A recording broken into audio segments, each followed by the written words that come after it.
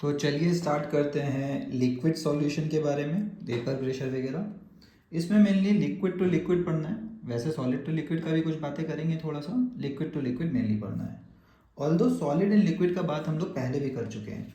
तो हमारा जो टॉपिक नंबर 3 जो कि सॉलिबिलिटी है, देख सकते हैं, उसमें हम लोग पहले भी बात कर चुके हैं सॉलिड एंड लिक्विड का, कि डिसोल्यूशन होता है, क्रिस्टलाइजेशन होता है, एक इक्विलिब्रियम आ जाता है। उस पॉइंट पे बोलते हैं कि वो सैचुरेटेड सॉल्यूशन है ना। फिर हम लोग गैस इन लिक्विड का बात किए, और ये इंपॉर्टेंट था। यहाँ पे अपन हेनरी लॉ समझे, और हम लोग को याद करने का तरीका क्या समझ आया कि इसको कोल्ड ड्रिंक की तरह समझना है। तो हेनरी साहब कोल्ड ड्रिंक पी रहे थे। कोल्ड ड्रिंक पीते पीते ये सोचे कि जो CO2 है वो जितना ज़्यादा मेरे बॉटल के अंदर रहेगा उतना ज़्यादा वो कोल्ड ड्रिंक के अंदर भी रहेगा, तभी टेस्ट अच्छा आता है। बॉटल खोलते साथ दिखता है कि कुछ गैस उड़ रहा है, मतलब CO2 उड़ जा रहा है, तो वो CO2 अंदर नहीं मिलता है। तो हेनरी साहब ने भी यही बोला कि जितना प्रेशर गैस का ऊपर होगा लिक्विड सरफेस के, उतना ही ज़्यादा वो गैस डूबेगा भी, सॉलिबिलिटी भी उतना ही मिलेगा लिक्विड में। अब लिक्विड में सॉलिबिलिटी या सॉल्यूट का क्वांटिटी जानने के लिए काफ़ी सारे कंसंट्रेशन टर्म है। यहाँ पे उन्होंने मोल फ्रैक्शन का यूज़ किया, तो उनका इक्वेशन आया P=KH/X। ठीक है, तो ये गैस इन लिक्विड पढ़ लिए। एक सुपरहिट चीज़ हमारा रह रहा है, वो है liquid in liquid. Although next topic में सॉलिड इन लिक्विड का भी थोड़ा सा बात होगा, बट मेनली एक्चुअली हम लोग को liquid in liquid next target करना है। ठीक है, तो देखिए vapour pressure of liquid solutions. Liquid solutions are formed when solvent is a liquid. Solvent क्या होना चाहिए? एक लिक्विड होना चाहिए। तो मतलब पानी में अगर कुछ डाल दिए तो मतलब अपना यही टॉपिक है, सॉल्यूशन लिक्विड सॉल्यूशंस बोलेंगे। Solute can be A gas, a liquid और ए सॉलिड। सॉल्यूट कुछ भी हो सकता है तीनों स्टेट्स ऑफ मैटर में। Solution of gases in liquid have already been discussed. तो गैसेज इन लिक्विड को डिस्कस कर लिया है, ऑल्दो सॉलिड इन लिक्विड को भी थोड़ा सा बात किया था, बट उसमें टर्म सिखाया जा रहा था, क्रिस्टलाइजेशन वगैरह। In this section, we shall discuss the solutions of liquids and solids in a pani. Such solutions may contain one or more volatile components. Volatile मतलब क्या होता है? जो आसानी से उड़ सके। जैसे अपना सैनिटाइज़र उड़ता था आराम से, क्योंकि उसमें क्या होता है? अल्कोहल, और अल्कोहल का बॉइलिंग पॉइंट होता है कम। तो इसका मतलब ये नहीं कि वो 40 पे बॉयल हो रहा है, वो 40 पे इवोपोरेट हो रहा है। 40 डिग्री टेम्परेचर ही होगा, और क्या गर्मी में भी। ठीक है, तो वो इवोपोरेट बहुत जल्दी हो जाता है, और इवोपोरेशन हर टेम्परेचर पे हो सकता है। अगर यहाँ पे एक ड्रॉप इस टेबल पे एक ड्रॉप पानी डाल दिए, कल सुबह आएंगे तो ये मिलता है एक ड्रॉप पानी? नहीं ना। इसका मतलब ये थोड़ी कि पानी बॉयल हो गया है, पानी वेपराइज होता है। तो पानी भी वोलाटाइल है, अल्कोहल्स भी वोलाटाइल है। तो देखिए एक एग्जांपल, ये रहा मेरा हाथ, इस पर अगर अपन मार दिए, डिओड्रेंट दिख रहा है, ठीक है, तो इस डिओड्रेंट में आप देख सकते हैं थोड़ी देर बाद ये गायब हो जाता है। कैसे? जादू? इवोपोरेट हो गया क्या? नहीं, इवोपोरेट नहीं हुआ है। ये क्या हुआ है? इसको हम लोग बोल सकते हैं कि ये हुआ है बॉइलिंग। ठीक है, तो वैसे ही किसी भी अल्कोहल, तो ये डिओड्रेंट में भी अल्कोहल ही होता है, और अल्कोहल्स वगैरह का, ऑर्गेनिक वालों का बॉइलिंग पॉइंट बहुत कम होता है। जैसे मीथेन, मीथेन तो गैस ही मिलता है, लिक्विड मिलता भी नहीं है। तो वोलाटाइल होना चाहिए। वोलाटाइल मतलब जो आराम से उड़ सके, है ना, या फिर उसके वेपर्स बनते हो। आराम आराम तो बात की बात है, वेपर्स बनने चाहिए उसके। तो सॉल्यूट का भी वेपर हो सकता है बन जाए, सॉल्वेंट का भी बन जाए, हो सकता है दोनों का बन जाए। ठीक है, generally the liquid solvent is volatile, the solute may और may not be volatile. Generally देखा गया है सॉल्यूट जो होता है वो सॉलिड वगैरह लेते हैं तो वोलाटाइल हो भी सकता है और नहीं भी हो सकता है। We shall discuss the properties of only binary. सबको पता है, सिलेबस में यही है generally. That is the solution containing two components, namely the solutions of liquid in liquid, या फिर सॉलिड इन लिक्विड पढ़ लेंगे इस टॉपिक के अंदर। तो लिक्विड में दो चीज़ पढ़ेंगे, सॉलिड इन लिक्विड और liquid in liquid. Gas in liquid तो हेनरी साहब पढ़ा दिए हमें, कोल्ड ड्रिंक पढ़ा दिया गया है। अब अल्कोहल को पानी में मिलाना हम लोग पढ़ेंगे। ठीक है, अपने को इस टॉपिक को कैसे याद रखना है? कोई अल्कोहल लेंगे क्योंकि बहुत पॉपुलर है, तो आज के बाद जब भी ठेका दिखे, है ना, बार दिखे, दारू का दुकान दिखे, हमें रॉल्ट साहब याद आना चाहिए कि रॉल्ट साहब क्या थे? रॉल्ट साहब रॉटन थे। रॉटन मतलब खराब। खराब इंसान क्या होते हैं? वो ठेका, दारू, है ना। तो अगर कोई थोड़ा सा अल्कोहल डाले अपने ग्लास में, उसमें ऊपर से वो पानी डाले, तो ये दोनों का मिक्सचर क्या कहलाएगा? Liquid in liquid. ठीक है, तो अल्कोहल और वाटर याद रखना है, यही रॉल्स लॉ हम लोग को समझाएगा कि ऐसे वाले सॉल्यूशन का कैसा कैसा होता है कैलकुलेशंस। क्वांटिटेटिव नहीं समझाएंगे तो हम लोग थोड़ी पढ़ेंगे साइंस में। हवा में बात करेंगे तो नहीं पढ़ेंगे, कुछ बताएंगे फॉर्मूला वार्मूला तो भले उनको पढ़ेंगे हम लोग। तो इज्जत दिया गया मतलब कुछ मैथमेटिकल तो इन्होंने दिया होगा। Let us consider a binary solution of two volatile liquids. दो उड़ने वाले लिक्विड है, क्या अल्कोहल भी उड़ता है, पानी भी उड़ता है, क्या दोनों के वेपर्स बनेंगे? अगर इसको क्लोज कर दिए तो इसके अंदर दोनों के वेपर्स मिलेंगे, दोनों के वेपर्स मिलेंगे, ठीक है। When taken in A close vessel both the components would evaporate. अब इसलिए बॉइलिंग नहीं बोल सकता है, नॉर्मल टेम्परेचर पे इवापोरेशन होता है, बॉइलिंग पॉइंट तक पहुंचेगा तो पूरा ही उड़ जाएगा। तो दोनों के गैस बनेंगे, थोड़े वेपर्स बनते हैं, and eventually an equilibrium would be established between vapor phase and the liquid phase. Let the total vapor pressure at this stage be P total. ठीक है, तो एक टाइम आएगा इक्विलिब्रियम आ जाएगा कि और वेपर में नहीं जा पाएंगे। 4 पार्टिकल चल गया, उसके बाद नहीं जा पाएगा क्योंकि क्लोज्ड है, क्योंकि अगर यहाँ से फिर एक जाएगा तो यहाँ से एक वापस अंदर आ जाएगा। इसी पॉइंट को इक्विलिब्रियम बोलते हैं। जितना वेपर बन रहा है उतना वेपर से लिक्विड। बट शुरू में जब बंद किए ढक्कन तो कुछ वेपर्स तो बनेंगे, फिर यहाँ पे वेपर्स का प्रेशर को वेपर प्रेशर बोला जाता है, ठीक है। तो vapour pressure at this stage में पी टोटल, तो मान लेते हैं वो है P total. Total vapour pressure मतलब P A plus P B हो गया, है ना। तो P total is equal to P A plus P B. क्यों? क्योंकि वेपर अल्कोहल के भी है हवा में और वेपर पानी के भी है। अल्कोहल के वेपर से जो प्रेशर बना उसको पी ए बोले, तो इसको partial pressure of the gas बोला जाता है, गैसियस मिक्सचर। इसको भी पार्शियल प्रेशर बोलेंगे क्योंकि टोटल प्रेशर तो होता है दोनों को मिला करके।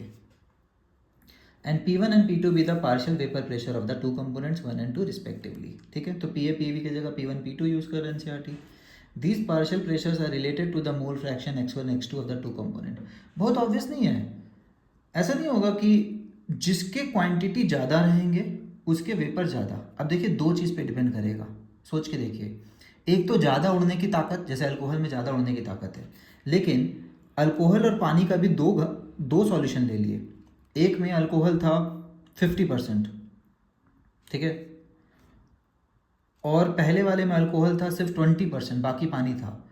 तो ऐसा नहीं होगा कि वेपर अल्कोहल का जो वेपर प्रेशर यहाँ आएगा, partial pressure due to alcohol, वो यहाँ पे कम आएगा। समझ आया क्या बोले? क्योंकि यहाँ पे अल्कोहल पानी के रिस्पेक्ट में कम था। टोटल मान लेते 1 लीटर है, दोनों में टोटल मिला के 1 लीटर ही है, ठीक है। तो यहाँ पे जो अल्कोहल के वेपर बनेंगे वो पानी के रिस्पेक्ट में इस वाले से तो कम बनेंगे।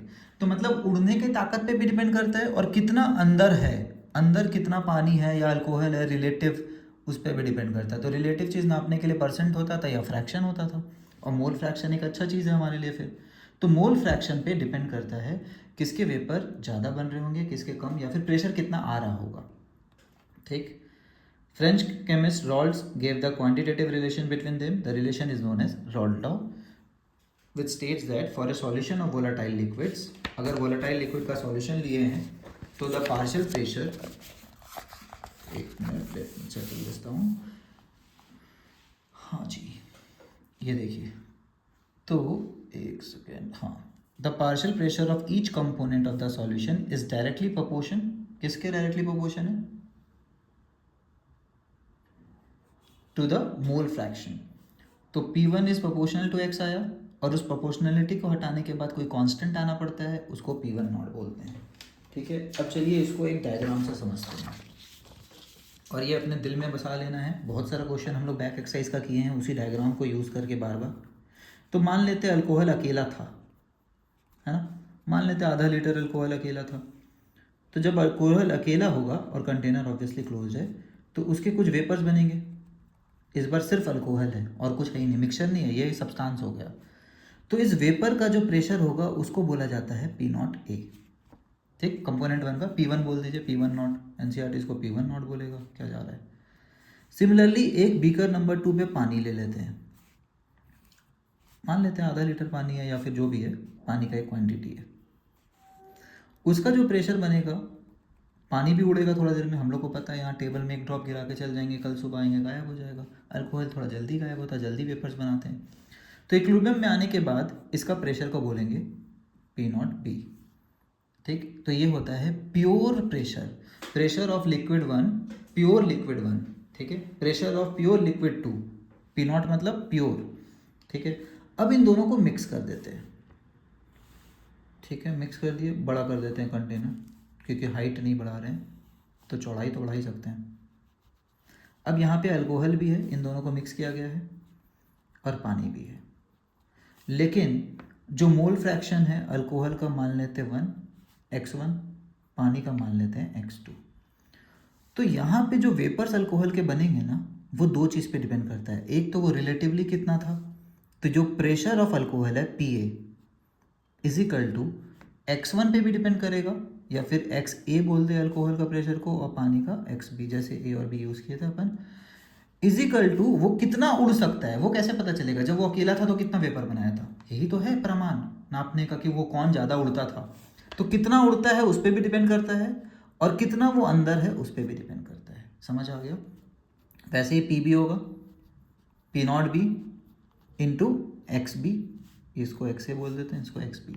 एक और बात सबको पता होना चाहिए, दो कंपोनेंट होता है तो मोल फ्रैक्शन टोटल मिला के 1 होता है। तो XA पता है तो आप XB निकाल सकते हैं, या XB पता है तो आप XA निकाल सकते हैं। तो XB is equal to 1 minus XA, क्योंकि टोटल मिला के दोनों 1 होता है।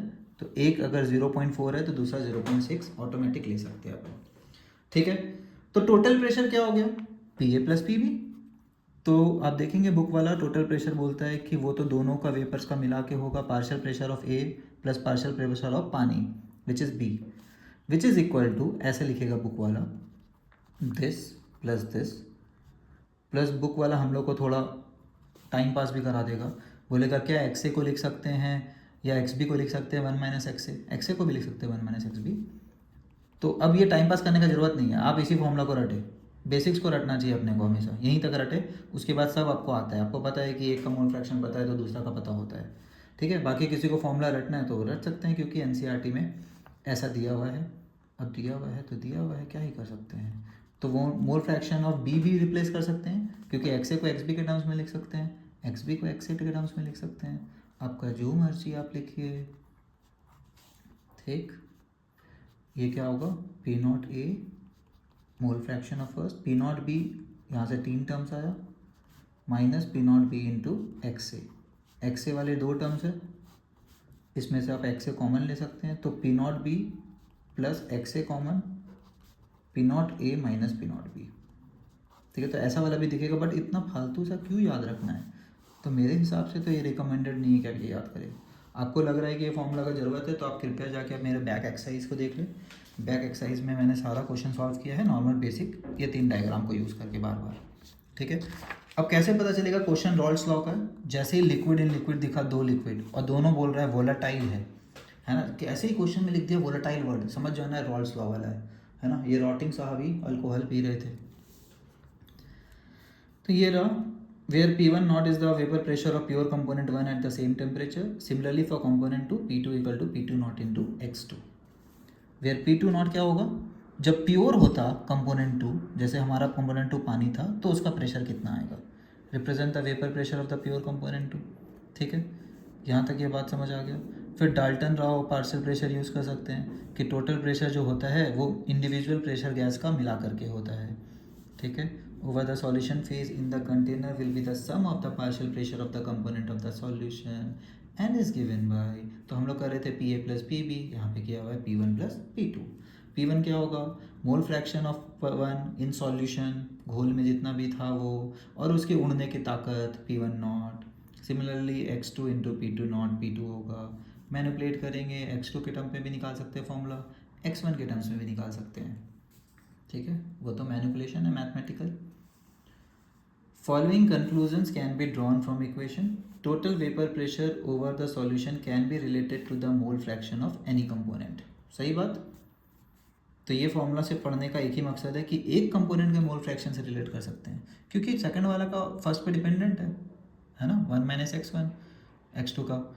तो क्या एक कंपोनेंट पे डिपेंड करता है, only one, any one component से रिलेट कर सकते हैं, फॉर्मूला निकाल सकते हैं, टोटल प्रेशर का निकाल सकते हैं, है ना। यहाँ पे X2 के फॉर्म में दिया हुआ है, हम लोग जो निकाले थे वो X1 के फॉर्म में निकाले थे, या XA बोल लीजिए, दिख रहा है। हम लोग जो निकाले थे ये X1 हुआ, तो हमारे हिसाब से X1 के फॉर्म में भी निकाल सकते हैं, आप X2 के फॉर्म में भी निकाल सकते हो, NCERT X2 के फॉर्म में निकाल दिया है। तो टोटल वेपर प्रेशर में अल्टीमेटली हम लोग को 1 का मोल फ्रैक्शन चाहिए, सीधी सी बात। Total vapour pressure over the solution varies linearly with mole fraction. अब y equal to M X type का इक्वेशन दिख रहा है linearly, y equal to M X plus C. आता है ये सब, आना चाहिए जेई वाला को तो बिल्कुल। तो y क्या हो गया, y एक्सिस, तो ये लो y एक्सिस में क्या ले रहा है, प्रेशर। ठीक है, तो आपको लेना है तो आप P1 नॉट ले सकते हैं, वेपर प्रेशर ले सकते हैं, या टोटल वेपर प्रेशर ले रहा है ये लो। ठीक, तो जो y इंटरसेप्ट आएगा x इक्वल टू 0 पुट करेंगे, मोल फ्रैक्शन कहाँ पे है, तो x2 मान लेते हैं, x2 यहाँ पे प्लॉट कर रहे हैं। ठीक, तो x2 जो है x एक्सिस में, तो ये हुआ x एक्सिस और ये हुआ c क्या होता है, c होता है अपना इंटरसेप्ट, क्योंकि x इक्वल टू 0 पुट करेंगे इस इक्वेशन पे, x एक्सिस ये है, या फिर आपको लिखना है तो आप पूरा लिख लीजिए, चलिए मैं लिख के दिखा देता हूँ। y equal to M X plus C M into X plus C. ठीक, कोई भी इक्वेशन ऐसे ही रिलेट करते हैं। अब बताइए y क्या है, y अगर p टोटल है तो अपना m क्या हुआ, m हुआ P2 नॉट माइनस ये हुआ स्लोप, x प्लस सी क्या हुआ P1 नॉट। ठीक, अब x इक्वल टू 0 पुट करेंगे तो ये टर्म 0, तो p टोटल कितना आएगा P1 नॉट। तो देखिए P1 नॉट से शुरू हुआ है ग्राफ, p टोटल वाला ग्राफ, ये p टोटल वाला ग्राफ है, P1 नॉट से स्टार्ट होगा। ठीक है, और ये इंक्रीजिंग होगा, स्लोप क्या होगा इसका, स्लोप होगा P2 not minus P1 not. ठीक है, तो स्लोप कैसे निकालते हैं, आप यहाँ पे हॉरिजॉन्टल लाइन, या फिर आपको पता है y डिवाइडेड बाई एक्स होता है tan थीटा, तो यहाँ पे अगर अपन हॉरिजॉन्टल लाइन बना दे तो ये टोटल कितना है, यहाँ से यहाँ ये था P2 और ये है P1, तो P2 not minus P1 not divided by, ठीक है, तो यही स्लोप हो गया अपना, डिवाइडेड बाई x तो टोटल अगर पूरा ले ले यहाँ से यहाँ तक तो 1 होगा, x एक्सिस अगर पूरा हो गया तो मतलब x2 1 है, तो यहाँ से यहाँ तक हो गया अपना 1 यूनिट। ऐसे निकाल सकते, ये सब कर सकते हैं, आप सोच के भी कर सकते हैं। मान लीजिए किसी को फॉर्मूला से डर लगता है, सोचिए, चलिए सोचना सिखाते हैं। x2 0 था, इसका मतलब क्या है, इसका मतलब सिर्फ कंपोनेंट 1 है, मतलब पानी था ही नहीं, सिर्फ अल्कोहल था। देखिए ये वाला केस है, अब पानी था ही नहीं, सिर्फ अल्कोहल है, तो क्या बोल सकते हैं PA नॉट या P1 नॉट ही तो P टोटल होगा, क्योंकि मिक्सचर तो अभी बना ही नहीं है। समझ आया क्या हुआ, तो क्या बोल सकते हैं x इक्वल टू 0 पे या x2 इक्वल टू 0 पे P1 नॉट आएगा, आ गया, क्योंकि सिर्फ कंपोनेंट 2 तो है ही नहीं, सिर्फ कंपोनेंट 1 है ना, और x2 0 है तो क्या उसको लिख सकते हैं, टोटल मिला के 1 होना चाहिए था, तो x1 1 होगा, ये भी लिख सकते हैं। सिमिलरली एंड पॉइंट देखिए, x1 इक्वल टू 0, x1 है ही नहीं, मतलब कौन है, सिर्फ पानी है, सिर्फ पानी है, तो जो भी वेपर बनेगा सिर्फ पानी का बनेगा। ठीक है, तो यहाँ पे एजम्पशन लिया है कि पानी के वेपर ज़्यादा बनते हैं, मतलब कंपोनेंट 2 का वेपर ज़्यादा बनता है कंपोनेंट 1 से, इसलिए P2 नॉट ज़्यादा है। आपका ग्राफ ऐसा भी आ सकता था कि P2 नॉट नीचे हो, वो डिपेंड करता है कि कौन ज़्यादा वोलेटाइल है। यहाँ पे कंपोनेंट 2 ज़्यादा वोलेटाइल है, इसलिए P2 नॉट ऊपर है। ये सब चीज़ एनसीईआरटी यहाँ पे बता नहीं रखा है, आप ऊपर कैसे लेगा, आप नीचे भी तो ले आ सकते थे, हो सकता था P2 नॉट कम होता। ठीक है, तो ऐसा भी हो सकता था, तो P2 माइनस P1 क्या आता, नेगेटिव आता स्लोप। अगर अपना P2 नॉट बड़ा नहीं होता, P2 नॉट छोटा होता P1 से, तो नेगेटिव स्लोप आता, इसलिए डाउनवर्ड कर्व होता। ठीक है, तो वो सब एजम्पशन है कि कंपोनेंट 2 ज़्यादा वोलेटाइल है यहाँ। ठीक, वैसे ही आप इंडिविजुअल ग्राफ भी देख सकते हैं P2 का। अब जो प्रेशर मतलब कंट्रीब्यूशन ऑफ सेकेंड कंपोनेंट जो मिक्सचर में आया, तो पहले सेकंड कंपोनेंट था 0 था, और फाइनल पॉइंट में सिर्फ सेकंड कंपोनेंट ही था, तो वो लाइन सेगमेंट यहाँ से शुरू होगा, स्ट्रेट लाइन जाएगा और P2 नॉट पे जाके टकराएगा। समझ आया क्यों, क्योंकि सिर्फ कंपोनेंट यहाँ पे देख सकते हैं, कंपोनेंट 1 तो है ही नहीं, तो सिर्फ पानी है, मान लेते हैं कंपोनेंट 2 पानी था, सिर्फ पानी है, तो पानी का प्रेशर जितना आएगा वही तो ग्राफ खत्म होगा। ग्राफ यहाँ से शुरू हुआ, यहाँ खत्म हुआ। P1 का बात करेंगे तो आप एक्स एक्सिस में देखिए, मोल फ्रैक्शन x1 इक्वल टू 1, मतलब सिर्फ फर्स्ट कंपोनेंट ही था, तो उसका जितना भी प्रेशर आएगा वही टोटल प्रेशर भी है, वो P1 नॉट है, और वो डिक्रीज होते जाएगा क्योंकि सेकंड कंपोनेंट राइट साइड में बढ़ रहा है, फर्स्ट का मोल फ्रैक्शन रिलेटिवली घट रहा है। इट्स लाइक कि बीकर पहले से पड़ा हुआ था, तो ये सिचुएशन कैसा है, ऐसा मान लीजिए, चलिए हम लोग पहला कंपोनेंट को पानी मान लेते हैं, सेकंड को अल्कोहल, तो पहले से यहाँ पे पानी था और ऊपर से क्या डालते गए, अल्कोहल, थोड़ा थोड़ा डालते गए, प्लॉट करते गए, तो शुरू में जो भी प्रेशर था वो सिर्फ कंपोनेंट 1 के कारण था, है ना, क्योंकि कंपोनेंट 1 ही पूरा था, तो P1 नॉट कहेंगे। पूरा मिला दिए, इतना ज़्यादा मिला दिया अल्कोहल, इतना ज़्यादा मिला दिए, देखिए आइडियलिस्टिक केस में तो 0 तो हो नहीं सकता ना पानी मिक्सचर में, बट ऐसा मानिए इतना ज़्यादा अल्कोहल मिला दिए हैं कि पानी ऑलमोस्ट ज़ीरो है, तो वो ये वाला केस है। तो जितने वेपर्स बन रहे होंगे सारे किसके वेपर्स होंगे? पी टोटल में सारा कंट्रीब्यूशन किसका होगा? अल्कोहल का। तो इसको बोलते हैं पी टू नॉट, क्योंकि अकेले अल्कोहल रहता है। ऐसा ही तो केस हो गया कि अकेला अल्कोहल पड़ा हुआ है। ठीक, तो इस ग्राफ को इतना समझना है। और आपको जो पॉजिटिव और नेगेटिव डिविएशन रॉल्स लॉ से पढ़ाएंगे उसमें भी ये ग्राफ आएगा। उसमें क्या हो जाएगा, पॉजिटिव डिविएशन मतलब होता है कि जितना वेपर बनते थे ना, हम लोग जितना उम्मीद करते हैं उससे ज़्यादा वेपर बन रहा है, ज़्यादा वोलेटाइल है, तो ये ग्राफ भी ऊपर शिफ्ट हो जाएगा थोड़ा, है ना, क्योंकि वेपर वाई एक्सिस में है। तो ऊपर शिफ्ट होना मतलब सेम एक्स पे वाई ज़्यादा आना।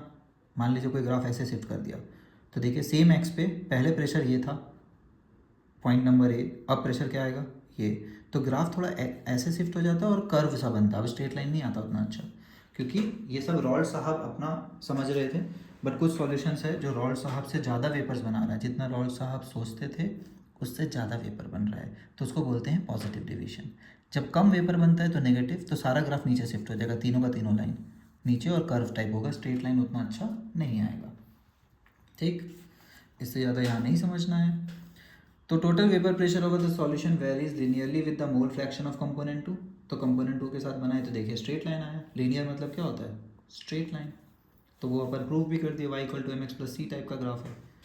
ठीक, तो depending on the vapour pressure, depending on the vapour pressure of the pure component 1 and 2, total vapour pressure over the solution decreases और increases with the increase of mole fraction of component 1। तो क्योंकि 2 ज़्यादा volatile था, 2 डालते गए, P total भी बढ़ते जाएगा।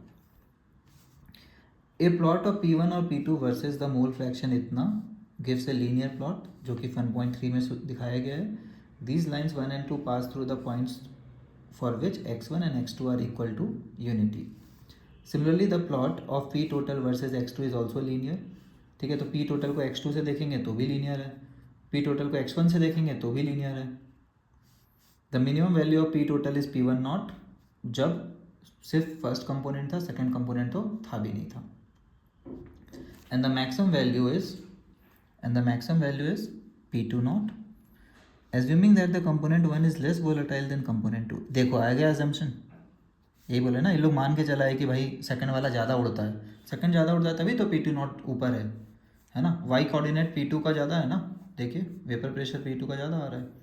अकेला P1 था तो वेपर प्रेशर ये था, मान लेते ये 10 है तो ये 20 आ रहा है वेपर प्रेशर, मतलब P2 ज़्यादा उड़ता होगा, तभी तो प्योर पीक का प्रेशर ज़्यादा आ रहा है सेकेंड कंपोनेंट का। The composition of vapour phase in equilibrium with the solution is determined by the partial pressure of the components, है ना। तो अपने को पता है ये सब बात कि अब जब मिक्सचर का जो P टोटल निकालते हैं वो पार्शियल प्रेशर पे डिपेंडेंट है कंपोनेंट्स के, मतलब P1 नॉट और P2 नॉट पे डिपेंड होता है। ठीक है, यहाँ तक कोई दिक्कत नहीं है। ये अपना रॉल्स लॉ खत्म हो गया। इसके बाद एक और नॉर्मल मैथमेटिक्स या केमिस्ट्री अपन अप्लाई कर सकते हैं। देखिए किसके लिए, सिर्फ गैस के लिए, इसमें सॉल्यूशन चैप्टर का कोई लेना देना नहीं है। क्या नॉर्मल मैथमेटिक्स है कि बोला कि भाई साहब यहाँ पे A डाले हैं, B डाले हैं, मोल फ्रैक्शन ऑफ A पता है, मोल फ्रैक्शन ऑफ B पता है। ठीक, अब ये उड़ा PA, P भी उड़ा, तो ये हो गया P टोटल। सही से ही बताइए, क्या हवा में रिलेटिव कौन कितना वेपर्स बनाया ये पता कर सकते हैं? ठीक, ये PB का वेपर्स है, ये PA का। क्या ये पता कर सकते हैं कि A कितना पार्टिकल्स है और B कितना पार्टिकल्स है? प्रेशर नहीं पूछ रहे हैं, पार्टिकल पूछ रहे हैं। ठीक है, तो बिल्कुल निकाल सकते हैं। एयर का कैलकुलेशन इंडिपेंडेंट है इस चैप्टर से, ये अपन Dalton's law of partial pressure से समझते हैं। ये अपन क्लास 11 में पढ़ के आए डाल्टन्स लॉ। डाल्टन साहब बोलते थे कि पता है टोटल प्रेशर में अगर तुम मोल फ्रैक्शन किसी कंपोनेंट का, मान लेते 2 कंपोनेंट है, मोल फ्रैक्शन ऑफ ए को मल्टीप्लाई करोगे तो पार्शियल प्रेशर ऑफ ए आ जाएगा। लॉजिकल बात, क्या पी ए बड़ा है कि पी टोटल बड़ा होगा? पी टोटल बड़ा होगा, क्योंकि P total P A plus P B है। अब पी टोटल में एक ऐसा नंबर मल्टीप्लाई कर रहे हैं जो 0 से 1 के बीच में है क्या? बात समझ आया? तो इट्स लाइक सेइंग कि भाई मोल फ्रैक्शन ऑफ ए पता है कितना आएगा? जितना ए का प्रेशर है टोटल में, मोल फ्रैक्शन यही होता था ना, something by total, contribution of A, pressure of A divided by total pressure. Mole fraction of B या तो 1 - x ए लिख लीजिए या तो P B by P T लिख लीजिए। 1 - x ए लिखेंगे तो भी चलेगा। इस बार जो एक्स ए और एक्स बी है ना, इसको डैश से रिप्रेजेंट कर देते हैं क्योंकि ये एक्चुअली हवा का है। हवा में रिलेटिवली ये कितने पार्टिकल थे और ये टोटल में से कितने थे। ठीक है, तो टोटल 200 है, ये 50 हुआ, तो मोल फ्रैक्शन कितना आएगा 50/200। इसका कितना आएगा 150 पार्टिकल इसके थे, मतलब 150/200। देखिए, तो हवा में भी मोल फ्रैक्शन पूछा जाता है, ऐसा क्वेश्चन हम लोग देखे हैं। तो ये लोग हवा वाले मोल फ्रैक्शन को y1 और y2 मानता है, और फिर बोलेगा आप फॉर्मूला यूज़ कर लीजिए कि भाई P1 जो होता है P टोटल में अगर y1 इंटू किए, मतलब मोल फ्रैक्शन ऑफ कंपोनेंट 1, तो आपका क्या आएगा P1 आ जाएगा, और मोल फ्रैक्शन ऑफ कंपोनेंट 2 इंटू किए तो P2 आ जाएगा। ठीक है, यही रॉल्स लॉ है। ये सेकंड पार्ट बहुत लोग को मिस हो जाता है, बहुत लोगों को समझ में नहीं आता है, बट आगे जो हम लोग क्वेश्चन देखेंगे 1.5 नेक्स्ट पार्ट में देखेंगे, उसमें पूरी तरह से यही यूज़ होगा। हम लोग एक डायग्राम बनाएंगे और स्टेप वाइज उस क्वेश्चन को करेंगे, बिल्कुल समझ आ जाएगा और पूरा रॉल्स लॉ क्लियर हो जाएगा। ठीक है, चलिए बाय एवरीवन।